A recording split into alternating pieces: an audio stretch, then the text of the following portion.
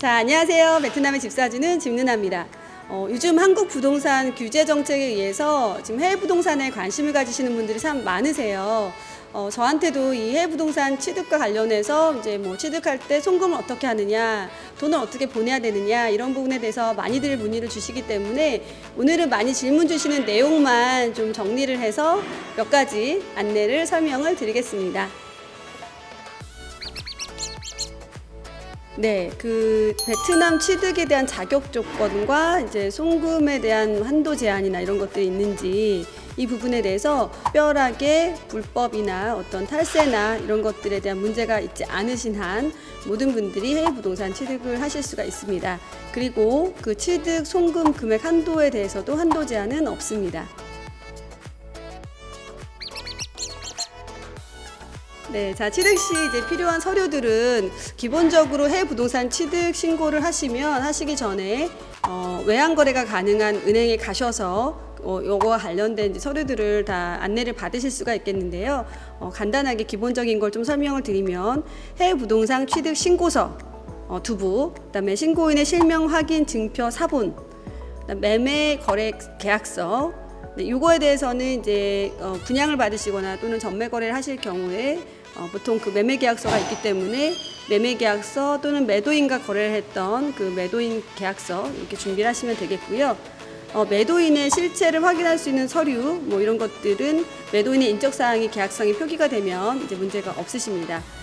또 부동산 감정 평가서라는 항목이 있는데 사실 한국에는 이제 전문 감정 기관이 있기 때문에 전문 감정 기관의 이제 평가서를 대체하실 수가 있겠는데 베트남은 아직 그런 기관이 없습니다. 그래서 이제 이러한 것들은 거래하시는 부동산에서 이제 감정 시세표를 만들어 드릴 수가 있기 때문에 부동산을 통해서 받으실 수가 있겠습니다. 그 다음에 이제 필요한 서류, 납세 증명서 한 부, 그다음에 주민등록 등본.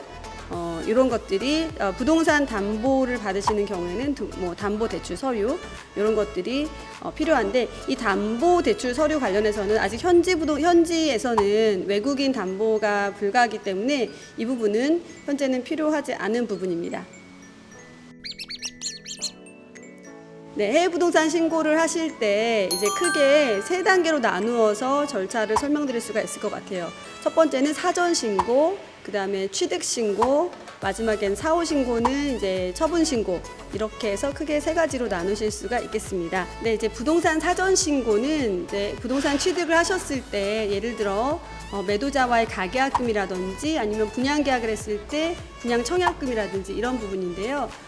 이런 부분에 대해서는 미화 10,000불 미만의 경우에는 거래하시는 은행 가셔서 또 외환 거래가 가능한 은행에 가셔서 신고서만 신청을 하시고 특별한 별도의 제출 서류 없이 신청이 가능하십니다. 네, 이렇게 사전 신고를 하시고 이제 부동산을 취득하셨을 경우에 이제 취득 신고를 하시게 되는데요. 이때는 아까 이제 안내를 드렸던 그런 관련 서류들을 다 이제 제출을 해 주셔야 합니다. 그래서 은행에서 가이드하는 필요한 서류들 맞게 준비를 해주시고 또 일정 필요한 부분에 대해서 부동산 쪽에 요청하실 수 있는 서류들은 부동산에 요청을 하셔서 다 전달을 받으시면 되겠습니다. 네, 또한 이제 취득 보고서를 은행 쪽에 제출을 하셔야 하는데요. 이제 은행 쪽에 취득 후 3개월 이내에 외국한 은행에 이제 제출을 하셔야 하고요. 분양 계약의 경우에는 이제 매매 계약서, 그다음에 취득을 입증할 수 있는 서류들과 함께 은행 쪽에 제출을 하시면 되겠습니다. 네, 이렇게 취득 신고를 하시고 나면 이제 매 2년마다 자산을 보유하고 있다라는 이제 보유 신청서, 보유 사실 입증 신청서를 또 은행 쪽에 추가적으로 제출을 하셔야 합니다. 네, 그 해외 부동산의 경우에는 국내 별도의 취득세는 없습니다. 네, 해외 자산에 이제 임대소득이 발생되신 경우에는 그 임대사업자 신청을 해외에서 하실 수가 있고요. 임대사업자 신청을 하시고 그에 맞는 이제 소득세를 납부를 하시면 되는데 그 소득세액은 임대 가격의 10%입니다. 보통은 이 소득세를 임차인 쪽에서 임대 금액에 별도로 지불을 해주기 때문에 별도로 내 임대료와 상관없이 추가 비용으로 받으셔서 납부를 하실 수가 있겠고요. 이렇게 해서 정식적으로 신고를 하신 금액에 대해서는 나중에 임대소득액도 매도 처분하셨을 때 다시 재송금을 하실 수가 있습니다. 해외 부동산 처분하셨을 때 이제 현지에서 거래에 대한 거래세 또는 양도세를 납부를 하시게 되는데, 이때는 이제 베트남에선 2% 양도세가 발생을 합니다. 자, 그러면 이제 국내로 했을 때 이중적으로 세금이 납부되지 않느냐 많이들 걱정을 하시는데요. 양도소득세를 이제 처분을 할 때 국세청에서 산정을 해서 그 산정된 금액에서 베트남에서 지불했던 금액을 세공제 형식으로 제하고 나머지 세금으로 지불을 하시게끔 하기 때문에 이중과세가 되지는 않습니다. 거주 목적의 부동산 취득하실 경우에는 아무래도 실거주 목적이기 때문에 이제 투자의 개념보다는 거주의 개념이 강해서 국세청에서도 이런 부분을 감안해서 절세를 해주거나 감면을 해주는 부분들이 분명히 있습니다. 그래서 그런 부분은 이제 국세청과 자세한 조건에 대해서 상세하게 합의를 해보시면 되겠고요. 본인의 명의 또는 배우자의 명의로 거주 목적의 주택은 해외에서 취득을 하실 수가 있겠습니다.